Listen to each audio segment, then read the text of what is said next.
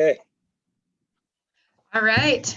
Good afternoon, everybody. Thank you guys for tuning in. Again, my name is Heidi Foy with Bullfrog Creatives, and we are back for, I have lost count of what round we are on for College Rodeo 101, but we are going to head back, dive into the profiles with the school. We took a little detour last week to talk to Boyd and Susan kind of about the general state of rodeo and not specific to college rodeo. So today I have Mr. Drew Schrock, who is the rodeo coach at Central Wyoming Community College, not too far from Casper.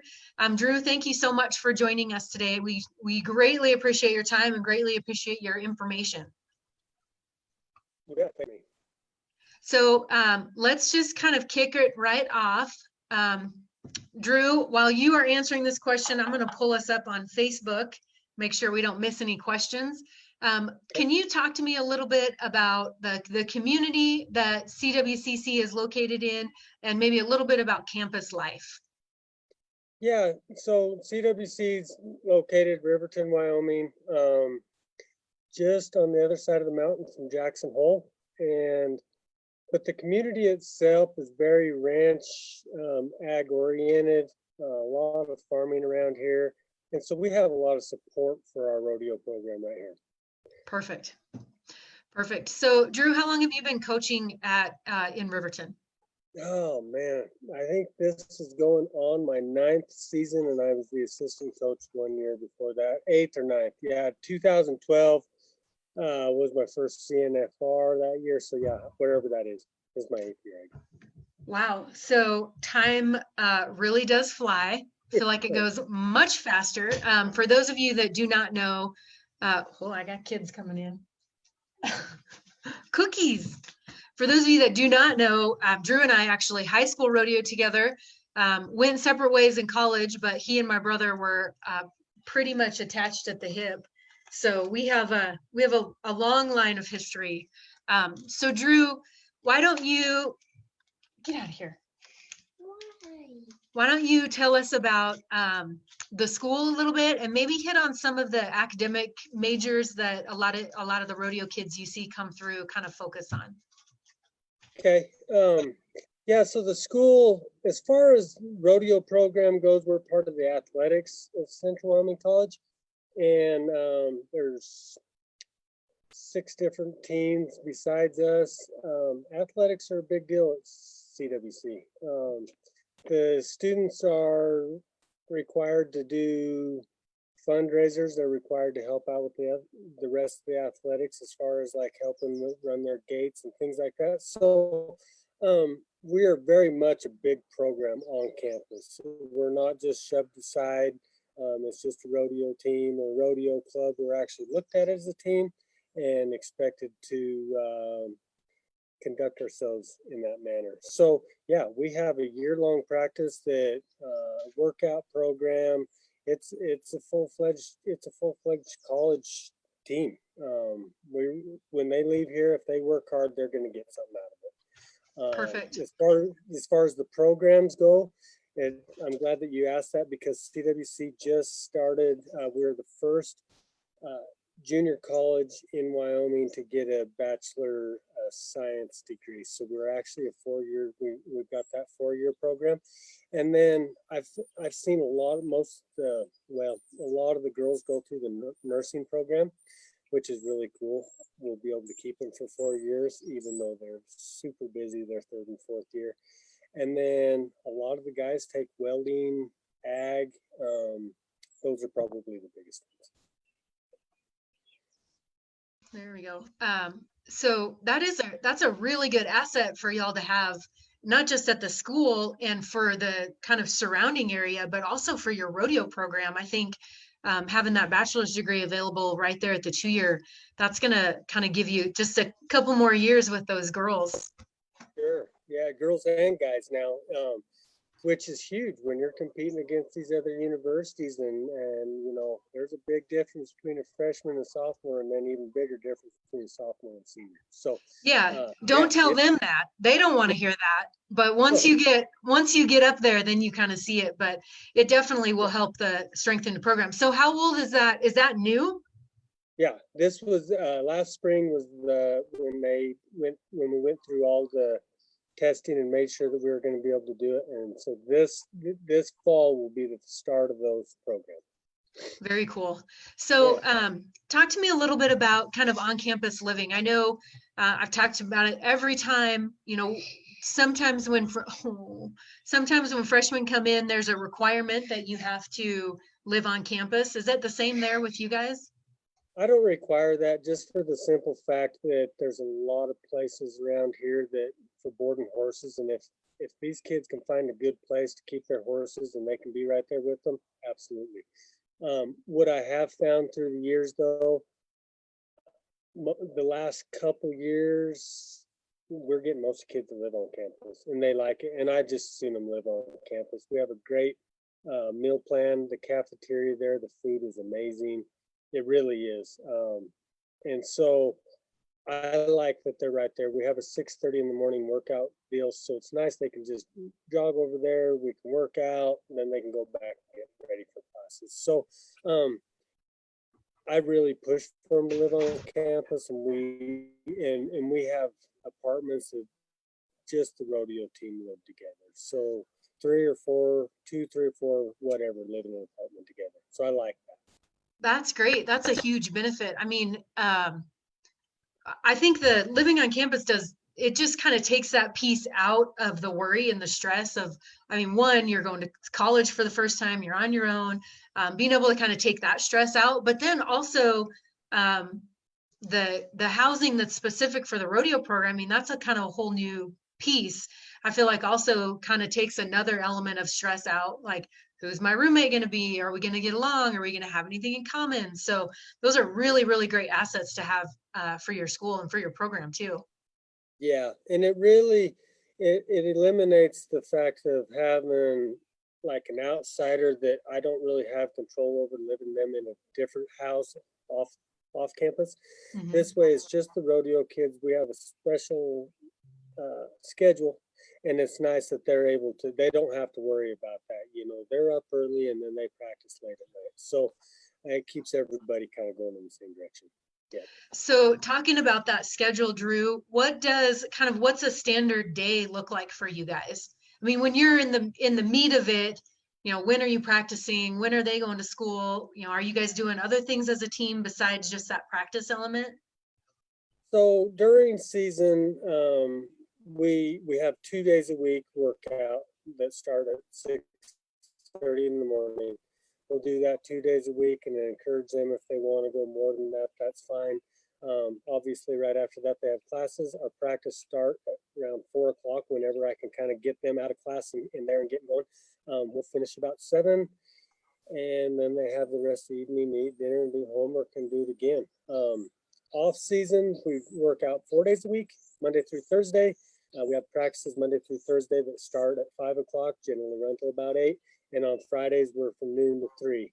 And then the Friday practices are more of they're not required as much as the other ones in case those kids do want to go home for the weekend. They don't feel obligated to stay there. Typically, the kids that we're recruiting want to have practice and they want to be there. So we'll have it for them. Perfect. So talk to me, let's talk a little bit more specific to your rodeo program. Talk about like practice facility, where the kids are boarding horses, livestock, kind of really touch base on those things. Okay, so I'll start with the livestock. I feel like we have some of the best livestock anywhere. In fact, I was talking to a kid this morning. I said, I feel like you can take our livestock from our practice and put on a professional rodeo with it at any given time of the winter. We have Wade Sankey who brings all of our bucking horses down for us. We typically get to go through all of his colts, and then he'll have some older ones that he throws in there. We have a local guy here. Um, Gosh dang it. I'll come back to that, but that provides our bulls. We get all of our steers from Rick Arbany out of Colorado, and then I buy a set of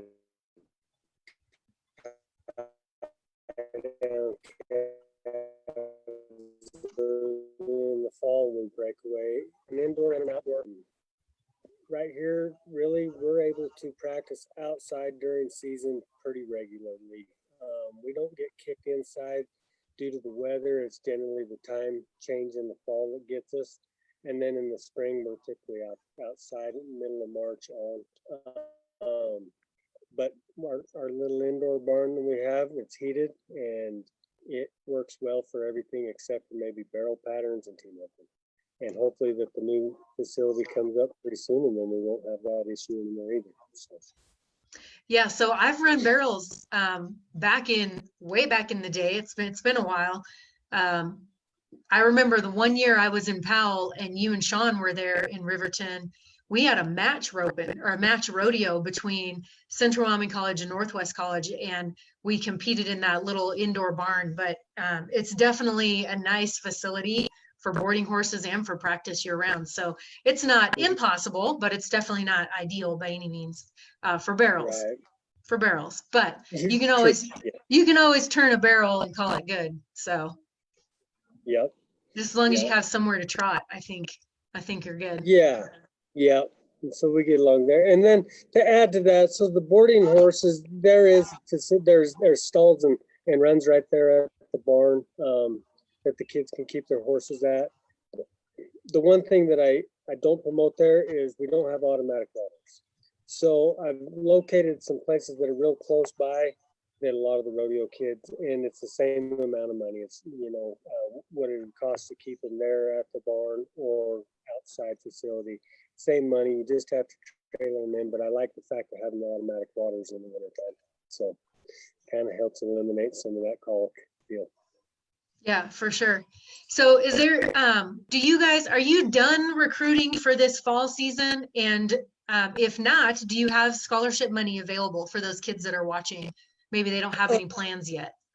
Yeah, no, I'm pretty well done. We're pretty well filled up. We've got 18 kids. We got 10 gals and 8 guys. Yeah, it'd have to be kind of the right kid. Maybe a rough stock kid, a saddlebronc bareback riding kid that I might be able to get some more money from the booster club. But luckily enough, and that's always my goal, is to be done recruiting when we can start signing the 1st of March. And I think I added a couple more kids in March, and we're pretty well filled up. So it's nice. We're not required to have 40 kids and have a club. We get to have a team, and everybody gets to be held accountable. So if there's juniors and they're interested in looking, generally by November and December, I'm hoping that they've taken a tour and kind of got the handshake type of deal that they like what we've got and I like what they have, and we can kind of put some money to it, and then the 1st of March we can sign them. So I was visiting with the kid on the phone this morning who's going to be a senior. So yeah, and when things go right, then you only have to replace just 4 or 5 each year. So perfect. Yeah. So just to reiterate, I know we have a lot of kids, a lot of parents that watch. So I want to reiterate that you like to have kids have toured the facility by November, December of the prior to high school graduation. So okay. Yeah. So the other thing is also, we have a lot of kids that are kind of up and coming. In fact, I had a gal reach out to me, her family reached out to me there. She's in Atlanta, Georgia. So clearly, she said she travels 300 to 500 miles a week just to go ride. How does she get in front of some colleges? How does she get in front of some rodeo colleges when there might not be a lot of things for them to come watch her at? What would be some good tips that you would give her? Video and get on. I mean, I'll tell you, for example, the kid that I visited with this morning, he got on, or one of the kids that we had, Dustin Thompson, we recruited him. He's coming this fall. He follows our Facebook and Instagram page, CWC Rodeo. And then he got on there and somehow him and Callie tagged him in the deal, but there was one of the kids that was riding one of his horses. And so I called him and asked him about that. So they can follow our Facebook and Instagram page and make their videos shareable and put them on our deal. Or I don't know how all that works, but I know that Callie's been able to find some. But that's the main thing is it's so hard to find those kids, because it's not like you go watch a game where there's maybe 22 kids on the field playing at one time. Mm-hmm. It's hard to make it all those rodeos to sell yourself. If you want to go somewhere reach out, find the program or programs that you're interested in, and reach out to those coaches. Send video, and as soon as you know, I mean, videos don't lie. And pretty soon, and then I start doing my homework and start reaching out to people in that area that you find out what kind of personality they are. So, Perfect. but yeah, reach out to the coaches. Perfect. Thank you very much. I know that there's a lot of younger kids that are kind of wondering where they start. And I think video is definitely the first place to start, and then just start reaching out, start collecting your videos, start kind of making sure you're getting videoed. And then you can put something together based on that and just get that sent out. Drew, is there anything else you want to add about your program, just to make sure everybody is aware? I guess the one thing that I can say about our program, and I think that this probably stands true to most, but the one thing that I found, the kids that really want to work and grow up in life and take classes seriously, you've got to get up and show up every day and want to practice. Our program fits that. And if that's not your deal, then look elsewhere. But I hope that most every program is running down those lines. So, but the thing, like, just keep working hard and every day, challenge yourself every day and win every day, and you'll be something. Perfect. Well, thank you very much for joining us. I know we both were kind of running today, and we met up just the right time. We made it work. So I appreciate your time. And for everyone that tuned in live, I appreciate you guys watching. We didn't have any questions, but I know that we've got some people that are pretty consistent in watching the broadcast. And typically, I think right now there's a lot of people kind of out on a fact-finding mission just to see what's available and what's out there. And if we can, Bullfrog Creatives can help you guys make those connections, and that's kind of what we're all about. So thank you again, Drew, for joining us. Thank you, everybody, for joining us live. If you are rewatching and you have questions, please be sure to put those in the comments. We will, Drew or myself will get back to you as soon as we can. And if I don't know the answer, he doesn't know the answer, I guarantee between the two of us, we know somebody that does know the answer. And if you just have questions on recruitment or where to start, feel free to reach out to me and message me. I can give you some tips. I can tell you what these coaches are telling me, what they're looking for, and we can kind of help you guys go in the right direction. So thank you very much for tuning in. If you are up and coming in college rodeo, junior, senior in high school, and you are interested in a specific school that we haven't talked to, shoot me a message. That's actually where Drew came from. I reached out to Drew. There was a gentleman interested in learning more about his program, so we are happy to make that connection for him. So if you haven't seen what you're looking for and you want me to talk to someone very specific, then just shoot me a message and I will be glad to have them on. Again, thank you guys very much. And have a great week. Listen, okay, wait a second. I have to talk about this. Today would be, well, yesterday would be the day that the college finals would have started. So I feel like we can't go too far without mentioning that. I hope that everyone is having a great time.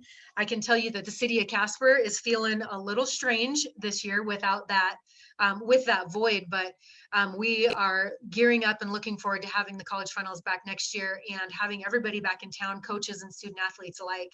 So I'm gonna wrap it up with that, but thank you guys so much for tuning in, and we will catch you next Monday. Thank you.